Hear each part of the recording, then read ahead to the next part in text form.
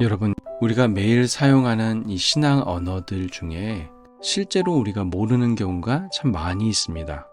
하나님을 바라봐라 라는 말이 무슨 뜻인지 아십니까? 하나님은 눈으로 볼 수도 없고 만질 수도 없고 귀로 들을 수도 없습니다. 그런데 왜 우리는 매일같이 하나님을 바라봐라 바라봐라 라고 이야기하고 있을까요? 또 성경은 하나님을 바라봐라 또 말하고 있을까요? 종종 어떤 분들은 하나님을 눈으로 봤다라고 말하는 사람들이 있습니다. 하나님을 알고 싶어하는 우리의 호기심은 그 사람에게 시선이 가기 마련입니다. 이러한 사람들을 우리는 어떻게 받아들여야 할까요? 하나님께서는 모세에게 이렇게 말씀하셨어요.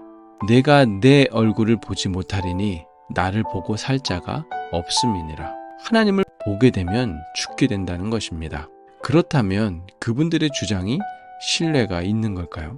만약 이 말씀이 사실이라면 우리는 그분들의 주장을 받아들일 수가 없습니다.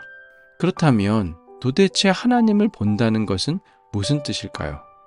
하나님을 본다는 것은 눈으로 본다는 의미가 아닙니다. 하나님을 알고 깨닫고 믿고 신뢰한다는 의미입니다. 우리는 어떻게 믿고 깨닫고 신뢰할 수 있을까요? 성경을 볼 때 우리는 하나님을 알 수 있습니다. 하나님께서는 말씀을 통해 자신을 알려주셨습니다.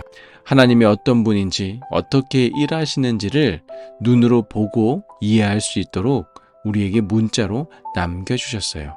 따라서 하나님을 바라본다라는 말은 하나님이 알려주신 말씀을 살펴보고 생각하라는 것입니다. 말씀 없이 하나님을 본다는 것은 절대 있을 수 없는 일입니다. 그런데 말씀만으로는 깨닫게 되지 않습니다. 많은 사람들이 말씀을 보지만 하나님을 믿고 따르는 것은 아닙니다. 그렇기 때문에 반드시 기도가 있어야 합니다.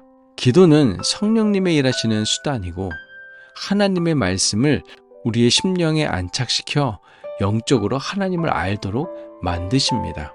우리는 하나님의 말씀을 통해 하나님을 묵상하고 성령님을 통해 나의 심령이 하나님의 말씀으로 채워지도록 기도하는 것입니다.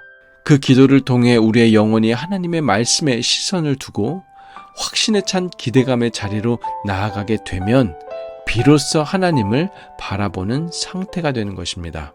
하루 24시간 동안 얼만큼 하나님을 바라보는데 시간을 할애하고 계십니까? 혹시 이런 절대적 시간은 할애하지 않으면서 단지 믿음 없다고 스스로 합리화하고 있진 않으십니까? 다윗이 하나님의 마음에 합한 자가 될 수 있었던 것은 율법을 즐거워하고 그의 율법을 주야로 묵상하는 시간이 많았기 때문입니다. 아무것도 하지 않으면서 나의 연약함과 부족함이라는 핑계로 나 스스로 속이지 마시고 잠잠히 하나님의 말씀과 기도의 자리로 나아가는 결심이 있기를 바랍니다. 그때 비로소 하나님을 바라보게 될 것입니다.